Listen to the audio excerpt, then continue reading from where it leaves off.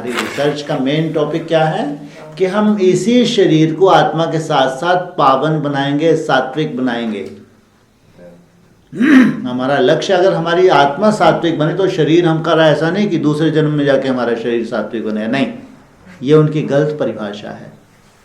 हमारा कहना ये, अगर तुम्हारी आत्मा सात्विक बनी है, जितने परसेंट उतने परसेंट तुम्हारा शरीर भी सात्विक बनना चाहिए। जितने परसेंट की कमी है तो वो कमी की वजह से तुम्हें शरीर छोड़ना पड़ सकता है। ये हो सकता है कि आत्मा तो अविनाशी है, अगर शरीर छोड़ दोगे आत्मा तो संस्कार लेके जाएगी, नहीं लेके जाएगी? हाँ, अगर आत्मा तुम्हारी होगा तो दीदी दादी 100% कर्मातीत अवस्था को प्राप्त हो गई, तो शरीर कैसे छूट गया भाई? इसलिए हमारी मेन रिसर्च ही ये है कि हमको आत्मा के साथ साथ शरीर को भी पावन बनाना। तो भगवान आकर के सिखाते हैं कि आत्मा और शरीर रूपी नैया दोनों का खिवैया मैं हूँ, दोनों को ही पार पुरानी दुनिया से नई दुनिया में ले जाऊंगा। तो ये धारणा गलत है कि शरीर सबके खलास हो जाएंगे। हाँ, इन पुराने शरीरों के पुराने तत्व जरूर खलास हो जाएंगे, बाकी पुराने तत्व बदल करके नए हो जाएंगे। ये शरीर तो हमारा रहेगा, तमो प्रधान से बदल करके सतो प्रधान बनेगा। हमारे पास जो सैंपल है, जो साकार बाप है, उसका तो शास्त्रों में जो जिक्र है कैसा है? देवदेव महादेव का शास्त्रों में जो जिक्र है हमारे सामने वो सैंपल है। इसलिए अपने को कहीं चंद्रवंशी में तो देखने लग जाते, कहीं ये देख के अरे ऐसे तो यार अपन भी ऊपर नीचे होते हैं, ऐसे ऐसे। हाँ, सीधी मोटी परिभाषा सूर्यवंशी कहेंगे जिनकी बुद्धि में ये बीज बैठ गया कि हमको इसी शरीर से जाना है। चंद्रवंशी जिनकी बुद्धि में कितना भी कोशिश करो बैठेगा ही नहीं कि हमको इसी शरीर से जाना है, तो उनकी वैसी अवस्था हो ही नहीं पाएगी। जैसा लक्ष्य वैसे लक्षण नहीं आ सकते। तो जो मनुष्य सृष्टि का बाप है, वो मनुष्य सृष्टि का बाप पुरुषार्थी जीवन में शंकर के रूप में है।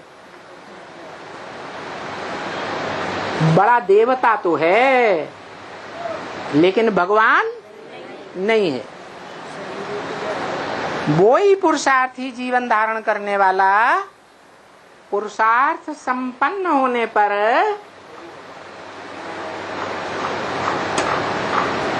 साकार शरीर और शरीर में रहने वाली आत्मा दोनों से संपन्न बन जाता है। क्या बन जाता है? संपन्न बन जाता है। इसलिए मुरली में बोला, तुम्हारी आत्मा और शरीर रूपी नैया दोनों का खिवैया बाप एक ही है। इसलिए अव्यक्त वाणियां चली ही हैं ब्रह्मा बाबा के शरीर छोड़ने के बाद हमको अव्यक्त बनाने के लिए, नहीं तो वही लक्ष्य हम भी धारण कर लेते। अगर कर्मातीत बन के शरीर ही छोड़ना है तो फिर अव्यक्त वाणी में ये पढ़ाई पढ़ाने की क्या जरूरत थी कि तुमको शरीर रहते रहते कर्मातीत अवस्था को प्राप्त करना है। सब अव्यक्त वाणी को सार यही निकल रहा है। तो दो बातें नहीं हो सकती, है ना? तो ये कहेंगे कि ब्रह्मा बाबा ने जो त्याग किया है, जो तपस्या की है, उसका फल उनको मिला क्योंकि उनका पार्ट फिक्स हो गया था। लेकिन शरीर छोड़ने के बाद भी अव्यक्त रूप से भी उन्होंने पढ़ाई पढ़ी है, सेवाएं देखी, साकार रूप की भी और फरिश्ते रूप की भी। साकार रूप की सेवा से अव्यक्त रूप के सेवा की स्पीड तेज है। सोचो, 14 साल में पूरे विश्व को यथार्थ ज्ञान और यथार्थ बाप की पहचान मिलनी है। कहाँ 85 ईयर्स और कहाँ 14 साल। यह तो जानते हो, अनुभवी हो ना।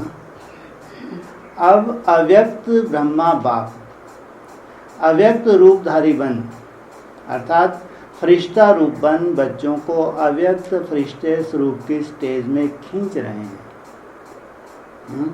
ब्रह्मा बाबा शरीर छोड़ने के बाद फरिश्ता बने, लेकिन उसी स्टेज की तरफ बच्चों को खींच रहे हैं। फॉलो फादर करना तो आता है ना, ऐसे तो नहीं सोचते हम भी शरीर छोड़ अव्यक्त बन जाएं। सोचो, वो क्या पूछा, ये लक्ष्य दिया क्या? जल्दी जल्दी सब ब्रह्मा कुमार का शरीर छोड़ दो, आ जाओ वतन में, चलो काम खत्म। अरे दीदी दादियों का ही बता रहे हैं, सब जन्म ले रही हैं, कोई वतन में टिक रही है एक आध?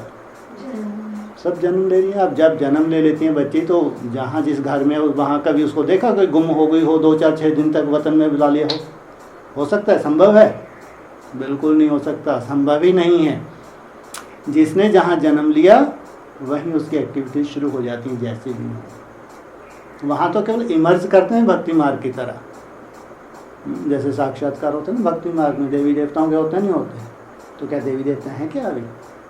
देवी देवताओं की गति तो अब भी यहाँ क्या हो रही है, हाँ? लेकिन साक्षात्कार तो होते हैं, बिल्कुल वैसे ही शूटिंग होती है। सोचो कितनी स्पष्ट बोल दिया। ऐसे तो नहीं सोचते हम भी शरीर छोड़ अव्यक्त बन जाएं। इसमें फॉलो नहीं करना, इसका मतलब ये यथार्थ लक्ष्य नहीं है, ये अयथार्थ हो जाएगा। हाँ? तुमको तो जीते जी फरिश्ता बनना है, ये लक्ष्य दिया है।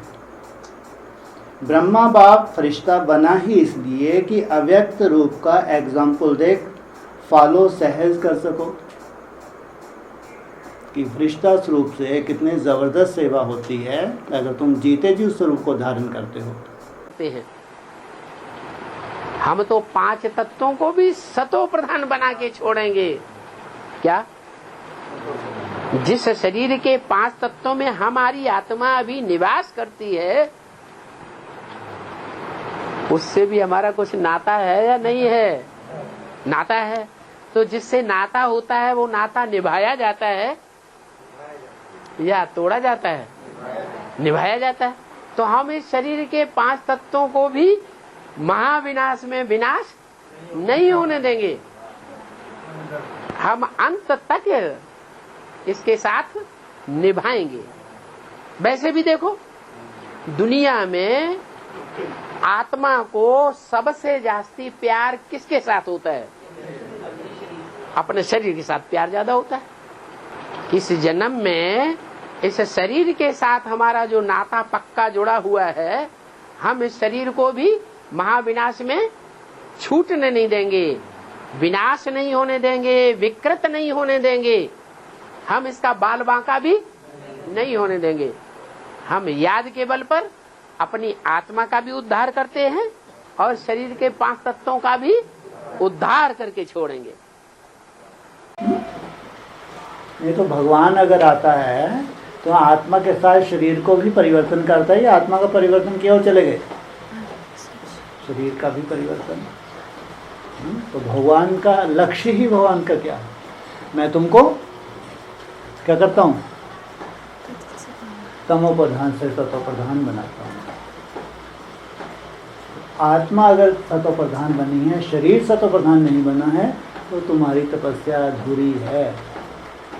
अगर आप लोग रिसर्च करेंगे, स्थूल मुरली जो डेली ब्रह्मा कुमारी में चल रही है, उनमें भी इतने सुंदर सुंदर पॉइंट अभी भी मिल जाएंगे, हाँ? कि तुमको इसी शरीर से बोला है, अगर आत्मा तुम्हारी सतोप्रधान बनी है तो शरीर भी तुमको सतोप्रधान चाहिए। ये नहीं बोला यहाँ तुम्हारी आत्मा सतोप्रधान बन जाएगी तो सत्य में तुमको शरीर सतोप्रधान मिलेगा, ऐसा नहीं है। बुद्धों ने यही समझ लिया कि जब ब्रह्मा बाबा ने शरीर छोड़ा तो हमको भी शरीर तो छोड़ना ही है, यहाँ तो कोई सतोप्रधान बन नहीं सकता। और जबकि लक्ष्य हमको यहाँ का दिया है। मैं आया ही किस लिए हूँ? तुम्हारी आत्मा को तमोप्रधान से सतोप्रधान बनाने के लिए। जो आत्माएं सतोप्रधान बनती हैं वो अपनी प्रकृति को चेंज करती हैं, अपने शरीरों के 5 तत्वों को परिवर्तन करती हैं। ये है लक्ष्य। ये लक्ष्य उनकी बुद्धि में तो बैठ नहीं सकता जिनको शरीर छोड़ना है।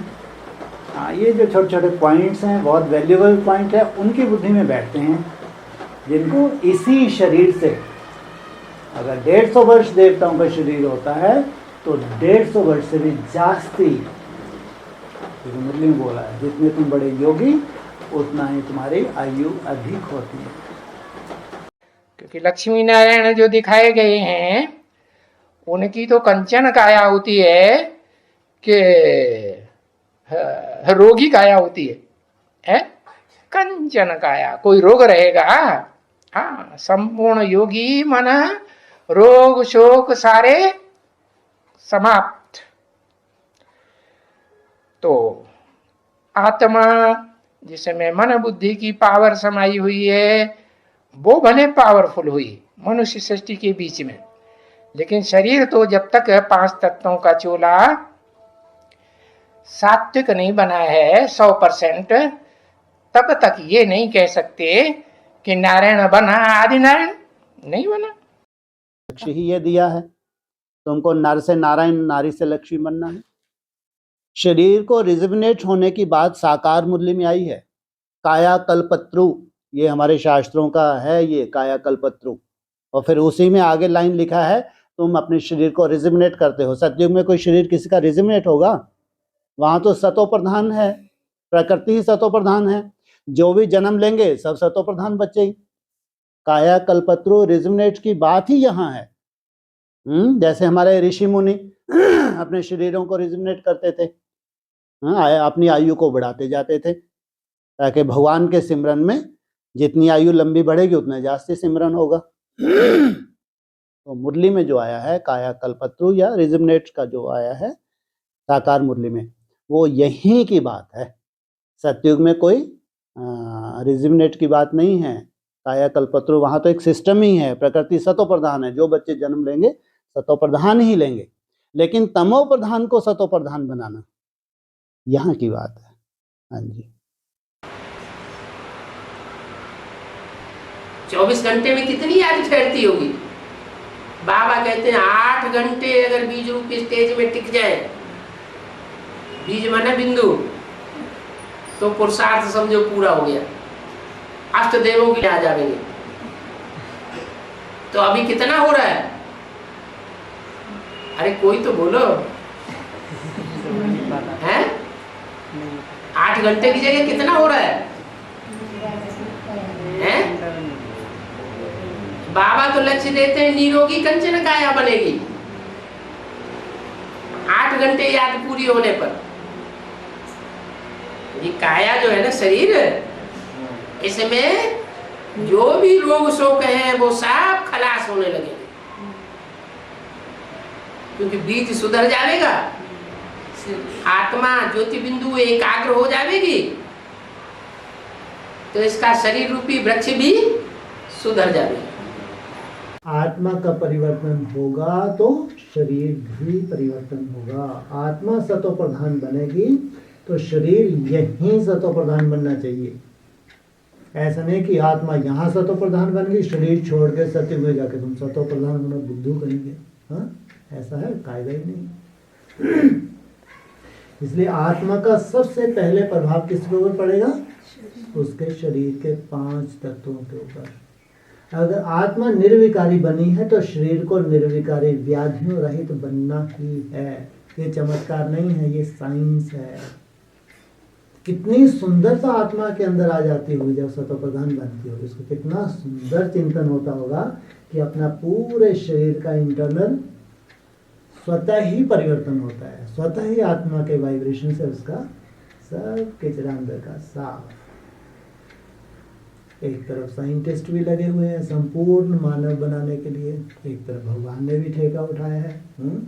संपूर्ण मानव माना देवता, व्याधियों रहित कोई भी व्याधि नहीं है, दुनिया के किसी भी वायुमंडल का उनके ऊपर असर नहीं है। पहले सदगति होती है मन बुद्धि रूपी आत्मा की, फिर जिन आत्माओं की सदगति होती है वो पहले दुनिया के 5 तत्वों को सतो प्रधान बनावेंगे या अपने शरीर के 5 तत्वों को पहले सतो प्रधान बनावेंगे। हर आत्मा को ज्यादा से ज्यादा प्यार होता है अपने शरीर से। फिर होता है बाप से या पति से, फिर नंबरवार। तो जो जो आत्मा सतो प्रधान बनती जाएगी, सतो प्रधान आत्मा पहले पहले अपने शरीर के 5 तत्वों को सात्विक बनावेगी। शरीर के 5 तत्व सात्विक बनेंगे तो उनकी निशानी क्या होगी? उनकी निशानी होगी निरोगी काया। निरोगी काया बनेगी तब उनको कहा जाएगा देवता। ऐसे थोड़े ही कि आत्मा तो सतो प्रधान है और शरीर तमो प्रधान, सड़े हुए शरीर हैं। यहाँ बात यही तो आ रही थी। एनएस माना प्रैक्टिकल, प्रैक्टिकल पार्टी। प्रैक्टिकल होता है शरीर से, प्रैक्टिकल मन बुद्धि प्रैक्टिकल नहीं है, ध्यान रखना। मन बुद्धि प्रैक्टिकल नहीं है। अगर मन बुद्धि तुम्हारी सूक्ष्म बनी है, एकाग्र हुई है, तो तुम्हारे शरीर के उसका ऊपर उसका प्रभाव आना चाहिए। अगर तुम्हारी आत्मा कर्मातीत बनी है, मन सतोप्रधान बनी है, तो तुम्हारा शरीर भी सतोप्रधान बनना चाहिए। इसको कहेंगे प्रैक्टिकल। साइंस भी फेल हो जाए, साइंस फेल हो जाए, ऐसी परिभाषा निकले। अगर भगवान की रचना है तो साइंस वैसी रचना नहीं तैयार कर सकता, इसको कहेंगे प्रैक्टिकल। तो देवता है मुंह के बक्के लगाने वाले देवता नहीं, प्रैक्टिकल शरीर से भी ये है प्योरिटी। सबसे पहले प्योरिटी से आती है एकाग्रता। जब मन बुद्धि तुम्हारी एकाग्र हो जाती है 100%, फिर तुम्हारे शरीर का इंटरनल परिवर्तन होता है। तुम्हारे शरीर के 5 तत्वों को सतोप्रधान बनना है, कंचन बनना है, व्याधि रहित। और वो भी उस वक्त संसार में बिना दवाई खाए कोई रह ही ना सके, चाहे ब्राह्मण हो, लौकिक दुनिया की तो बात ही छोड़ दो। उस वक्त कोई दवाई की तुमको ज़रूरत ही नहीं है। ये है सबूत। इसको कहेंगे प्रैक्टिकल पार्टी। माना आत्मा इतनी ऊंची स्टेज पे चली गई, जो पुरुषार्थी ब्राह्मण है उन्होंने अपने धीरे धीरे उनके शरीर को भी सतोप्रधान बना लिया। इसको कहेंगे भगवान की रचना। भगवान सतयुग में नहीं आता, कहाँ आता है? संगम युग पे। पढ़ाई संगम युग में पढ़ाता है और रचना को अपने वर्षा दिया कहाँ? सतयुग में। इसको कहेंगे पढ़ाई। अगर पढ़ाई यहाँ पढ़ी है तो वर्षा यहाँ से ही शुरुआत होती है। अगर आत्मा सतोप्रधान बनी है तो शरीर को यहीं सतोप्रधान बनना है। कोई भी ब्रह्मा कुमारी इस बात को कभी नहीं मानेगी, क्योंकि उनकी दीदी दादियों ने बहुत उच्च कोटि का पुरुषार्थ किया होगा, लेकिन यथार्थ उस स्टेज तक नहीं पहुंच पाए, क्योंकि मासी का घर नहीं है। आदि की आत्माएं गुप्त रहीं, लेकिन जन्म लेने के बाद तकदीर बनाकर आई हैं। वही आत्माएं उस चोटी का पुरुषार्थ करके निस्संकल्प अवस्था तक पहुंच पाती हैं, जिनके शरीर नहीं छूटते, जिनके लिए आज भी मुरली बोला अकाल मूर्त। कितना भी बड़ा काल मंडरा है संसार में, लेकिन कोई असर नहीं होता इन मूर्तियों के ऊपर। ऐसी योग युक्त अवस्था, इसको कहेंगे प्रैक्टिकल। इसलिए बोला एक भी ऐसा पावरफुल ग्रुप तैयार हो जाता है तो एक दूसरे को खींचते हुए उनको भी प्रेरणा मिलती है, दूसरे संगठन को एक लक्ष्य मिल जाता है। ये है हमारी मंजिल, ये है मुरलियों अव्यक्त वाणियों का सार, ये है हमारे जीवन का लक्ष्य। उसको कहें एनएस, माना नया संगठन, जहाँ नहीं परिभाषा हो, प्रैक्टिकल परिभाषा। प्रैक्टिकल पार्टी माना प्रैक्टिकल शरीर सहित, इसको कहें प्रैक्टिकल। इसलिए सब पुरुषार्थ कर रहे हैं, दिन रात लगे हैं, मन बुद्धि को सूक्ष्म बना रहे हैं। उसका सबूत क्या है? अभोक्ता हो तो तुमको बहुत ज़्यादा खाऊं खाऊं चाहिए क्या? हाँ, अगर तुमने एक फल भी ले लिया 24 घंटे से, बस इसके बाद ज़रूरत ही नहीं तुमको। भूख कम होगी नहीं होगी, प्यास कम होगी नहीं होगी, नींद कम होगी नहीं होगी। नींद इतनी कम हो जाए, निद्रा जीत, ऐसी खुशी जैसी खुराक नहीं। सोने की ज़रूरत ही नहीं। इसको कहेंगे प्रैक्टिकल। देवता जास्ती खाते हैं क्या? थोड़ा सा खाया और पूरी फिटनेस भी फुल।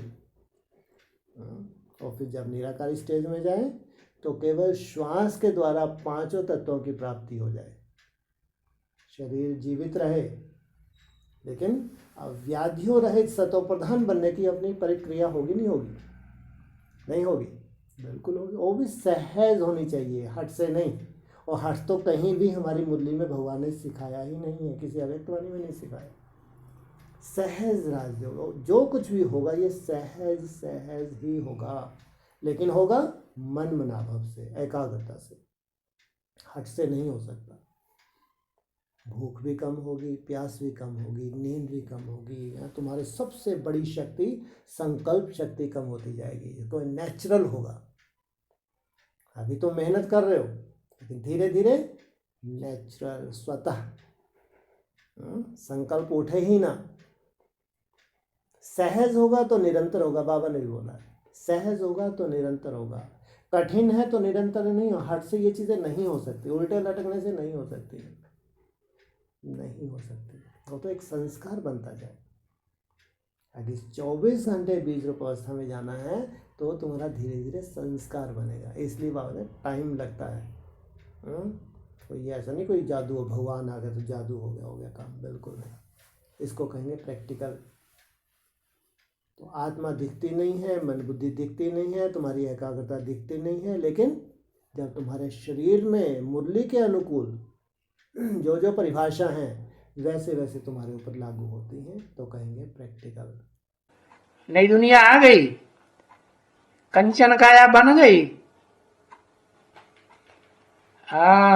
2027-28 28 है, 77 संपूर्णता वर्ष बताया ना आत्मा के लिए। तो शरीर भी तो चाहिए। शरीर के लिए फिर कंचन काया बनने का समय कब शुरू होता है? कहेंगे 2036 में बनेगी कंचन काया। उससे पहले किसी की संतान कंचन काया बनना शुरू नहीं होगी। है? अरे जो अव्वल नंबर राजाएं बनने वाले होंगे, नंबरवार मालाओं में आने वाली आत्माएं होंगी, उनकी कंचन काया पहले बनेगी या बाद में बनेगी?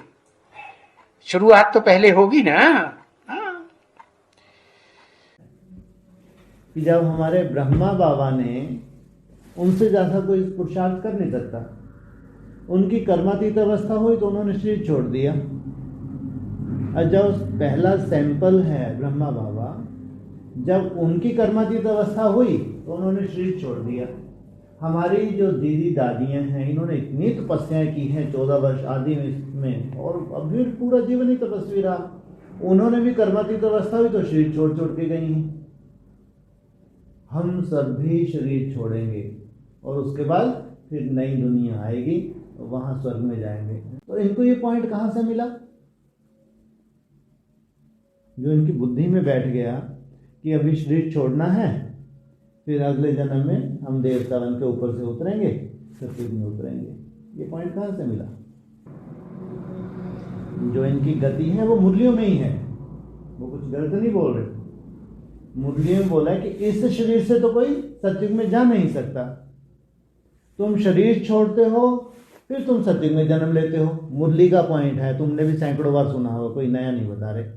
नहीं सुना ये पॉइंट कभी? ये उनका आधार है। वो कह रहे हो कि हम इसी शरीर से स्वर्ग में जाएंगे। एक तरफ मुरली ये बोल रही है, दूसरी तरफ तुम बोलो कि नहीं, डॉक्टर की पढ़ाई इस जन्म में पढ़ेंगे, डॉक्टर हमको अगले जन्म में नहीं बनना। तुम इतना दावे के साथ क्यों ठोक के बोल रहे हो? बोलो।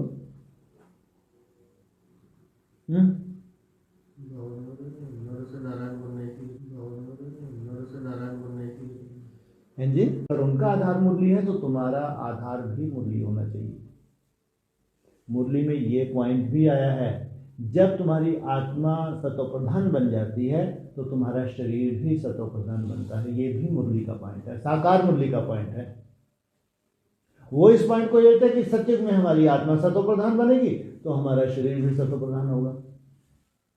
जबकि स्पष्ट बोला है मुरली में, जब तुम्हारी आत्मा कर्मातीत बनती है, आत्मा पावन बनती है, तो तुम्हारा शरीर भी पावन बनता है। एक ही मुरली में 2 पॉइंट है, क्योंकि दोनों की गति अलग अलग होनी है।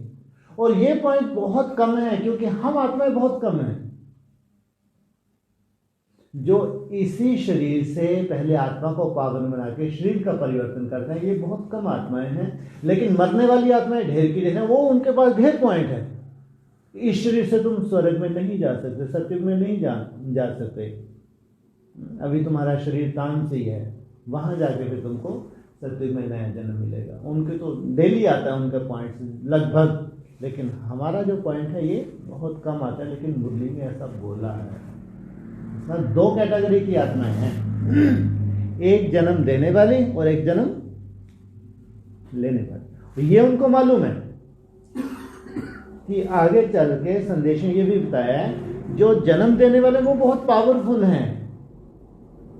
कुछ आत्माएं ऐसे जो शरीर आदि में शरीर छोड़ा ना, तो बोला उनके ये रिसीव करेंगे।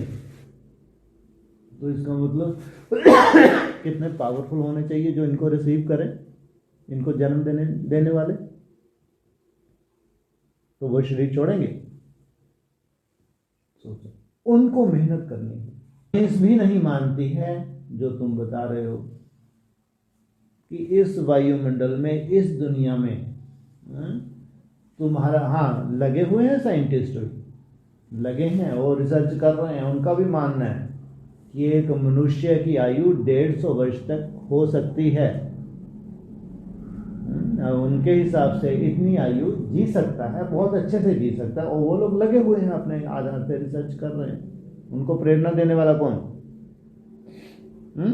कौन प्रेरणा दे रहा है? भगवान उनको प्रेरणा दे रहे हैं। क्योंकि जो सच्चाई भगवान के सामने आने वाली है, वो भगवान उनको प्रेरणा कि तुम भी प्रयास करो। जब तुम प्रयास करके थक जाओगे तो फिर जो मेरी रचना है फिर मैं दूंगा सबूत कि ये है मेरी रचना। कितना बड़ा चैलेंज है। साइंस तुम्हारे शरीर को रिजनेट कर देगी, कोई बड़ी बात नहीं है। उनके पास से साधन बना रहे हैं, वो कर रहे हैं। लेकिन बार बार हम लोगों का डिस्कस में यही आता है, क्या वो मन को पावरफुल बना सकते हैं? आत्मा के वो जो रिसर्च कर रहे हैं, वहां उनके हाथ में कुछ नहीं लग रहा है। शरीर उनके हाथ में है और शरीर के ऑर्गन्स उनके पास हैं, उनमें चेंज करना ये उनका लगे हुए हैं और कर रहे हैं। लेकिन शरीर में जो आत्मा है, इसके ऊपर उनकी रिसर्च सदा ही अधूरी रहेगी। हम लोग जो, हमारी मन और बुद्धि, आत्मा क्या है? मन और बुद्धि आत्मा है। इस मन और बुद्धि को हम पहले कंट्रोल करते हैं, अपनी आत्मा को पावरफुल बनाते हैं। फिर ये हमारे जो 5 तत्व हैं, ये भी हमारी प्रकृति है, इनका परिवर्तन होता है। कितना समय? 37 तक।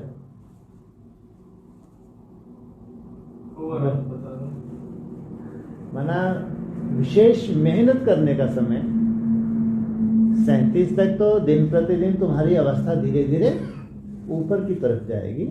लेकिन बाबा ने जो बताया है, मुरली में बोला है कि पुरुषोत्तम संगम युग को कम से कम कितना समय देना पड़े? हाँ, कितना वर्ष देना पड़े?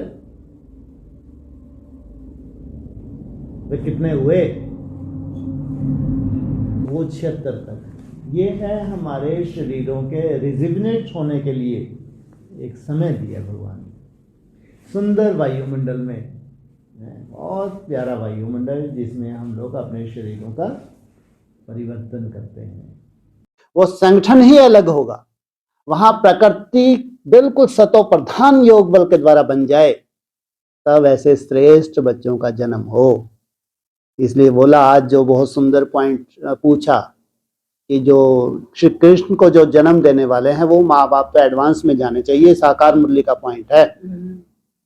तो जरूर एडवांस में वो शरीर छोड़ के जाते हैं पहले। एडवांस माना पहले, है ना। फिर वो ऐसा वायुमंडल बनाते हैं, पहले स्वयं का वायुमंडल बनाएं। आपने ये तत्वों को परिवर्तन करें और साइंस को चैलेंज करें।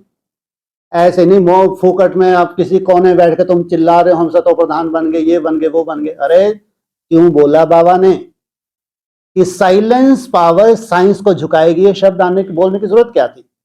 नहीं तुम अपने घर में बैठ के मुंह के बक्के लगा रहे हो, हम ये बन गए वो बन गए, कौन देख रहा है? हाँ, साइंस को भी तुम बताओ। एक तरफ तुम्हारी रचना है, तुम इन्वेंशन कर रहे हो, एक तरफ हम भगवान की रचना है, यह है भगवान की इन्वेंशन। साइंस भी झुके, आपने हर लेबोरेटरी में वो चेक कर लें, उनके पास सतो प्रधानता की क्या परिभाषा है वो चेक करें और वो माने। इतनी शुद्धता यहाँ किसी भी मनुष्य मात्र में हो नहीं सकती। ऐसे जो 5 तत्वों को अपने, पहले अगर आत्मा आपकी पावन बनी है, आपके शरीर के 5 तत्व सतो प्रधान ना बने, ये हो नहीं सकता, कायदा ही नहीं है।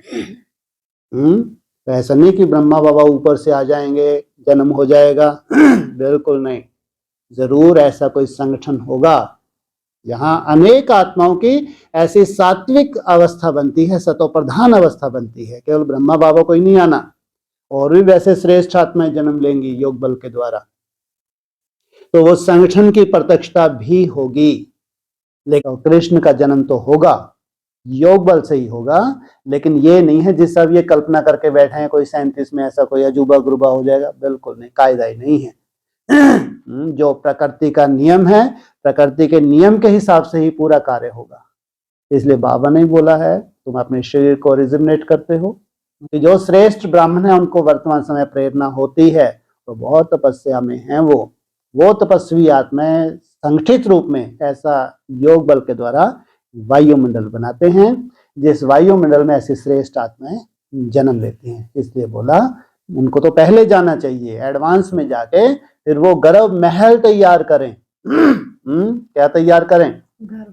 गर्भ महल, जहां उन बच्चों को कोई भी तकलीफ नहीं होनी है। सोचो ये बुद्धि रूपी जो हमारे हैं पेट हैं, कितने सुंदर होने वाले हैं, कितनी सुंदरता इनमें आने वाली है, जिससे हमारा स्थूल शरीर भी बनता है। इसको कहेंगे गर्भ महल। तो वो बच्चे योग बल के द्वारा गर्भ महलों का निर्माण करते हैं। कहाँ गर्भ जेल, कहाँ गर्भ महल। ये बहुत बड़ा चैलेंज है, पूरी दुनिया के लिए बहुत बड़ा चैलेंज है। इसलिए भगवान जो कर सकता है वो दुनिया नहीं कर सकते। तो ये बहुत बड़ा सबूत जो आगे चल के मिलेगा, और जिस परिवार में ब्रह्मा बाबा का जन्म होगा उस परिवार की भी प्रत्यक्षता होगी। तो ये 500-700 करोड़ मनुष्य आत्माएं आत्मिक स्थिति में जब एक जगह इकट्ठी हो जाएंगी, एक बिंदु रूप में, तो जो 5 तत्वों का जो शरीर है पुतला बीज रूप में, वो सात्विक बनेगा या नहीं बनेगा? टाइम लगेगा। ऐसे ही नहीं सन 36 के बाद कृष्ण का जन्म हो जाएगा।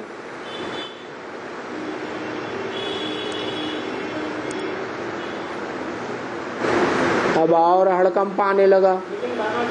अभी तक तो 100 साल ही था, अब 100 साल की जगह और बढ़ा दिया।